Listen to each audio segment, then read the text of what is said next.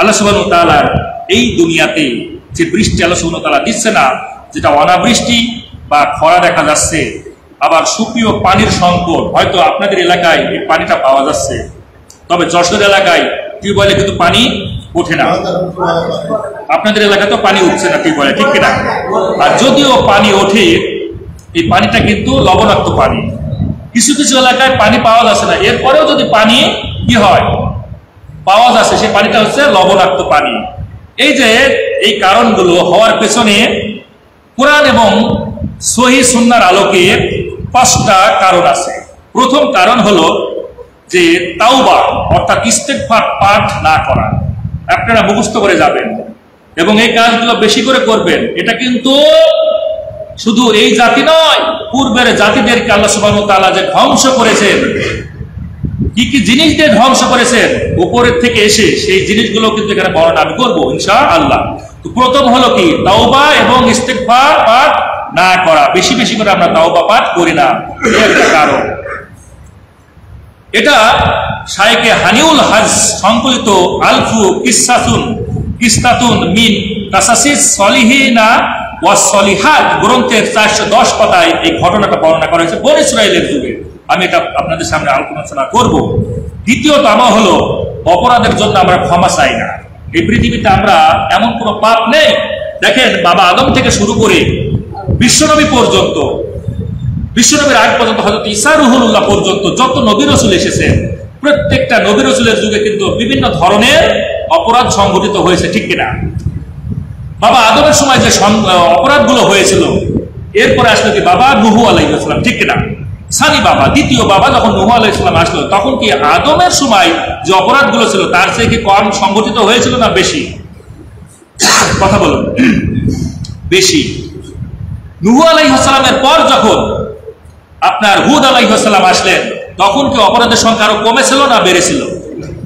কথা বলুন, একটু জবানটা খুলে দিয়ে বলুন, বেশি না কম? এরপরে যখন সালেহ আলাইহিস সালাম আসলেন, এরপরে যখন আপনার ইব্রাহিম আলাইহিস সালাম আসলেন, লূত আলাইহিস সালাম আসলেন, এরপরে মুসা আলাইহিস সালাম আসলেন, এভাবে যত নবী রাসূল এই পৃথিবীতে এসেছেন, প্রত্যেকটা নবী রাসূলের যুগে পরবর্তীতে অপরাধের সংখ্যা কম ছিল না বেশি ছিল? বেশি ছিল। তার মানে আমরা শেষ জমানার মানুষ, অর্থাৎ পৃথিবীর পূর্ব যত রকমের অপরাধ ছিল, যত রকমের পাপ ছিল, পঙ্কিলতা ছিল, সব কিন্তু আমাদের এই বর্তমান জমানাতে আছে, ঠিক কিনা? লূত আলাইহিস সালামের সময় কি ছিল? পুরুষে পুরুষে সঙ্গম ছিল, ছিল না? আমাদের যুগে নেই। আমাদের যুগে পুরুষে পুরুষে সঙ্গম তো দূরে, বিবাহ হচ্ছে, ট্রান্সজেন্ডার আসলো না? এই যে কিছুদিন আগে একটা সেই কি ট্রান্সজেন্ডার নামে একটা বই বের হলো না, শরীফের গল্প বের হলো না? পুরুষ পুরুষে শুধু বিবাহ হচ্ছে, সঙ্গমও হচ্ছে। লূত আলাইহিস সালামের ঘটনা। সুদ ছিল না ওই যুগে? এখন কি সুদ নেই? ঘুষ ছিল না ওই যুগে? এখন কি ঘুষ নেই? এখন মেয়ের সঙ্গে মেয়ের বিবাহ হচ্ছে, আজ পশু পাখির সঙ্গে পশু পাখির বিবাহ দিচ্ছে। কত রকমের যে অপরাধ সংঘটিত হচ্ছে এই জমানাতে, যা পূর্বের যুগে সকল যে সমস্যাগুলো ছিল, সকল যে অপরাধগুলো ছিল, সেই অপরাধগুলো তো আসি, বরং আরো নতুন নতুন অপরাধ এই জগতে কিন্তু ঘটতেই চলেছে, ঠিক কিনা? এই অপরাধগুলো যে ঘটতেছে, আমরা কি ক্ষমা চাই আল্লাহর কাছে? ক্ষমা চাই না।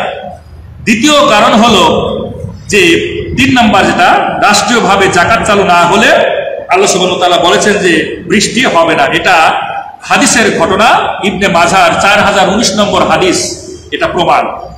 চতুর্থতম যে বৃষ্টি না হওয়ার পেছনে যে কারণটা থাকে, শুকরিয়া বা কৃতজ্ঞতা আদায় না করা। এটা সূরা ওয়াকিয়ার 56তম সূরা ওয়াকিয়ার 68 থেকে 70তম আয়াতের মধ্যে আপনারা খুঁজে পাবেন, ইনশাআল্লাহ আলোচনা হবে।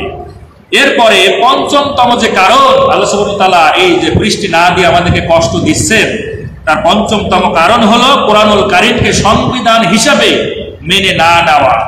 এই 5টা কারণ, এই লাস্টেরটা দেওয়া আছে সূরা ফুরকানের 25তম সূরা ফুরকানের 48 থেকে 50তম আয়াত। এই 3টা আয়াতে কারিমার মধ্যে দেওয়া আছে যে কোরআনুল কারীমকে যদি সংবিধান হিসেবে মেনে না নেয়, তাহলে আল্লাহ সুবহানাহু ওয়া তাআলা ওই জাতিকে অনাবৃষ্টি দিয়ে, খরা বৃষ্টি দিয়ে শায়েস্তা করবেন। এটা কি আমার কথা বললাম না কোরআন থেকে বললাম? আপনারা জবান খোলা দিয়ে বলেন, এটা কার কথা? সুবহানাহু ওয়া তাআলার কথা। আসুন, এই যে পবিত্র পানি, এই পানি শব্দটা কুরআনুল কারিমে মাউন, মাউন মানে হচ্ছে পানি, অথবা আবার বৃষ্টিও নাম দিয়েছেন। এই ব্যাপারে বায়ান ফাউন্ডেশনে পানির আয়াত এসেছে 82টা। কয়টা?